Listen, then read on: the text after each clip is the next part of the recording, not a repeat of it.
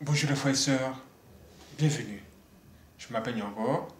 Et aujourd'hui, je suis là pour partager avec vous un bon message, un message très puissant. Écoutez, on n'aide pas tout le monde. C'est le thème de ce matin. Pourquoi est-ce qu'on n'aide pas tout le monde? C'est ce que vous allez découvrir ici et ça va beaucoup vous aider. Écoutons ce que Dieu lui-même un jour a dit à son serviteur dans sa colère. Alors dans Jérémie 7, verset 16 à 18. Dans Jérémie 7, verset 16 à 18, il est écrit ceci. Et toi, n'intercède pas en faveur de ce peuple. N'élève pour eux ni supplication ni prière. Ne fais pas des instances auprès de moi, car je ne t'écouterai pas. Car je ne t'écouterai pas. Ne vois-tu pas ce qu'ils font dans les villes de Juda et dans les rues de Jérusalem? Les enfants ramassent du bois, les pères allument le feu et les enfants pétrissent la pâte pour préparer des gâteaux à la reine du ciel et pour faire des libations à d'autres dieux afin de mériter. Afin de mériter. Vous avez entendu ça? Dieu a vu son peuple. Il dit, regarde-moi ce peuple-là, regarde-moi ce peuple-ci. Ce peuple-ci se détourne de moi pour aller offrir des offrandes à d'autres dieux. Il est rentré dans une colère. Il dit que puisque c'est ainsi, lui, il ne peut pas permettre qu'on peuple ce peuple. C'est pourquoi il a dit à son serviteur, n'essaie même pas de prier même en leur faveur. Parce que moi, je ne veux pas t'écouter. N'essaie même pas de les aider parce que moi, je ne veux pas lever ma main pour ce peuple. Ne vois-tu pas ce qu'ils font toi-même? Toi-même, ne vois-tu pas ce qu'ils font? Est-ce que vous avez vu ça? Ça veut dire que le cœur de ce peuple s'est détourné de Dieu. Dieu qui représente le droit chemin. Ils ont abandonné le droit chemin pour un chemin mauvais. Et à cause de ça, on ne peut pas les aider. Le serviteur de Dieu ne peut pas prier pour eux parce que Dieu ne va pas écouter sa prière. Et c'est Dieu lui-même qui parle. C'est-à-dire qu'en ce moment-là, Dieu nous montre que lui-même, il n'aide pas tout le monde. Pour qu'il puisse aider quelqu'un, il faut que la personne rentre dans ses conditions. Oui, et oui, et oui. C'est-à-dire que si toi-même, tu t'appelles papa gentil, fais attention, on n'est pas gentil avec tout le monde. Avant d'aider quelqu'un, surtout un inconnu, tu dois chercher à savoir ce que Dieu pense de cette personne.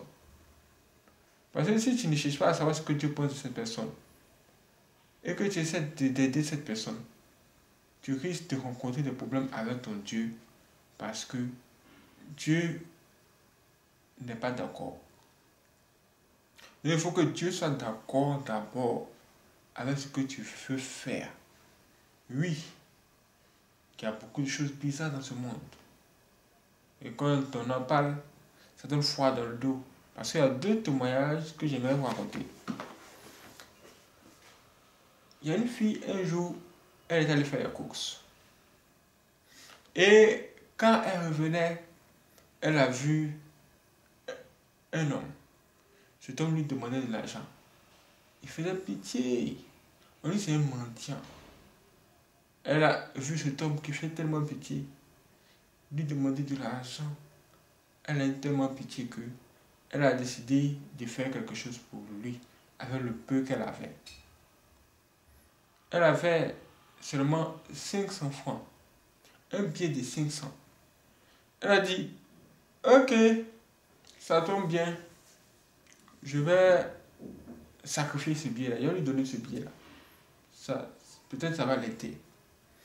Mais quand elle voulait lui faire le geste,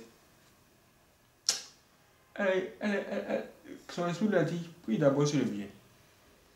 Prie d'abord sur le billet. Elle prend l'argent là. Elle prie. Elle dit, Dieu, je dois donner ce billet là à cette personne. Si cette personne a des mauvaises pensées ou des arrière-pensées, que ce problème-là soit pour elle-même et que moi je sois béni. Parce que je donne cet argent dans un cœur pur. Elle a prié, elle a dit d'autres choses et elle a pris le billet et elle allait tendre cela au mendiant. Quand elle a pris le billet pour aller tendre au mendiant, ce dernier automatiquement a refusé. Il a refusé le billet. Elle dit, mais pourquoi refuses-tu mon billet? Pourquoi? Il dit que non, lui, il ne prend pas le billet, il prend les pièces. Il prend uniquement que les pièces. Elle dit, mais comment ça? Comment prends-tu uniquement que des pièces? N'est-ce pas toi qui es en train de faire semblant comme si tu veux mourir ici? N'est-ce pas toi qui te joues le mendiant des mendiants? Mais pourquoi refuses-tu de prendre le billet? Ou même ne veux-tu pas devenir riche? Il dit non, lui, il ne veut pas de billet, il veut juste une pièce. Même si elle a une pièce de 100 francs, ou bien une pièce de 500. Vous voyez, non, il y a les billets de 500, il y a les pièces de 500. Elle dit que même si tu as une pièce de 500, il dit, même si tu as une pièce de 500, il faut me donner. Elle dit, moi je n'ai pas de pièce de 500, mais prends le billet là. Il refuse. Pourquoi ne veux-tu pas prendre le billet? Ça a créé un mouvement là. Les gens ont commencé à venir voir. Ah mon frère, tu dis que tu as besoin d'argent. Mais pourquoi ne veux-tu pas prendre le billet? Ça c'est quoi? Qu'est-ce qui ne va pas avec toi? Et finalement, quand il a vu qu'il y avait trop de monde qui venait et qui cherchait à savoir pourquoi il refuse de prendre les billets et qu'il prend uniquement les pièces, il a décidé de quitter le lieu et de partir. Mais qu'est-ce que c'est? Quel est son problème avec les billets? C'est dans un autre témoignage, le témoignage d'une autre soeur que j'ai découvert cela. Avec un autre mendiant. Elle a rencontré ce mendiant et elle lui a donné 100 francs. Une pièce de 100 francs. Après lui avoir donné cette pièce de 100 francs, elle est partie. Mais elle a commencé à avoir des problèmes plus tard. Beaucoup de problèmes au point où elle-même elle n'arrivait pas à manger. C'est comme si elle était tombée dans la pauvreté. À un moment donné, elle s'est dit non, il faut que je cherche un homme de Dieu afin qu'on puisse prier et que Dieu puisse nous révéler d'où vient ce problème. Qu'est-ce que c'est? Qu'est-ce qu'il y a? Voici comment elle allait voir un homme de Dieu, un homme spirituel. Arrivé là-bas, après la prière, il y a eu des révélations. Et de ces révélations, Dieu a révélé à cet homme de Dieu que l'origine du problème de la fille, c'est le geste qu'elle a fait pour un homme. Un jour, elle a donné de l'argent à quelqu'un. C'était une pièce d'argent. Et l'homme de Dieu lui pose la question, as-tu déjà donné une pièce d'argent récemment à une personne?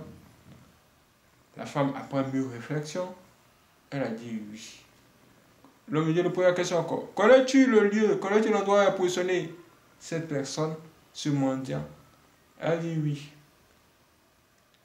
Il dit ok. On va aller là-bas pour voir ce mendiant et récupérer cette pièce. Parce que ce mendiant-là n'est pas un mendiant ordinaire. C'est un mendiant mystique. Quand vous lui donnez votre argent, il vous bloque la vie. Il vous complique la vie. Donc c'est lui qui a bloqué ta vie comme ça au travers de l'argent que tu lui as donné. Donc on va faire une descente musclée sur lui pour qu'il puisse nous donner ton argent. Voici comment le pasteur a pris 2 gaillards de l'église, ce qu'on appelle le commando, et puis ils sont allés sur le terrain. Dieu merci, ils ont pu trouver le mendiant. Arrivé là-bas, la femme lui dit, écoute monsieur, je ne vais pas trop parler, mais un jour je t'ai donné une pièce de 100 francs. C'est ce que je suis venu récupérer. Il a commencé à discuter, dire, quelle pièce de 100 francs? Depuis quand tu m'as donné une pièce de 100 francs? C'est là l'homme de Dieu aussi va venir. pour lui dire que la pièce de 100 francs là, qu'elle t'a donnée là se trouve en ce moment sur toi. Où tu caches cette pièce de 100 francs, il faut faire sortir. Comment ça, l'homme va savoir cela? Et l'homme va commencer à donner plus de détails, plus de choses hors du commun. Et les deux gros boss aussi sont sortis pour venir ici pour lui dire que hey, toi là, on sait que tu as caché la pièce de 100 francs quelque part. Il faut nous donner ça. C'est une bizarre. C'était chaud sur lui. Voici comment il va dire, bon, ok, il n'y a pas de souci. Je vais vous remettre votre pièce de 100 francs. Je vais vous remettre vos pièces. Mais avant, fermez vos yeux.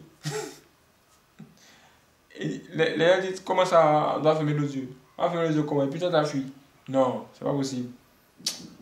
Et c'est que ce qu'on peut faire, on ferme un œil, on ouvre un œil. Et puis on se regarde. Tu dois faire sortir la pièce de 100 francs là tout de suite. Tu dois absolument faire sortir la pièce de 100 francs. Et voici comment. Dans ce processus, ce mendiant va faire une prière mystique, une incantation. Et après avoir fait cette incantation, la pièce de 100 francs va sortir par ses fesses. Et le monsieur étonné dit, hey! C'est que ça? Toi le nier? Elle vient d'où? Ça c'est quoi ça? La pièce de 100 francs de la fille, qui était jolie, est devenue noire.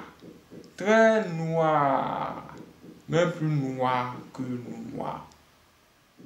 Et c'est ce qu'il a enlevé de ses fesses. Et il a tendu ça vers la fille.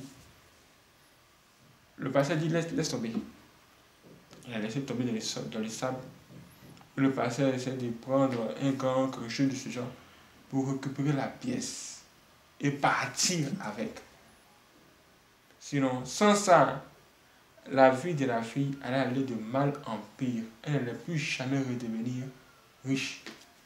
Parce que quelqu'un l'a bloqué. Parce qu'elle a fait un geste pour aider. Mais ça l'a mis dans la complication. C'est pourquoi on vous dit, avant d'aider quelqu'un, prenez le soin de savoir quel est l'état d'âme de cette personne. Est-ce que Dieu sera d'accord avec ce que vous allez faire? Parce que si cette personne adore un autre Dieu, un Dieu qui est mystique et qui bloque la vie des gens, cette personne va bloquer votre vie au travers du geste que vous allez faire. C'est de ça que je suis venu vous dire ce matin. On n'est pas gentil avec tout le monde. Et on n'aide pas tout le monde. Il y a des gens, quand vous les aidez ici sur la terre, c'est comme si vous leur donnez l'autorisation de vous combattre. Ça va être vraiment assez compliqué pour vous. Il y a des personnes sur la terre ici qu'il faut s'en éloigner, il faut carrément s'en éloigner. Ces personnes peuvent venir faire semblant de faire pitié. Oh, pardon, donne-moi quelque chose. Ça peut être même le diable qui est là. Les démons, ils savent très bien jouer à ce jeu.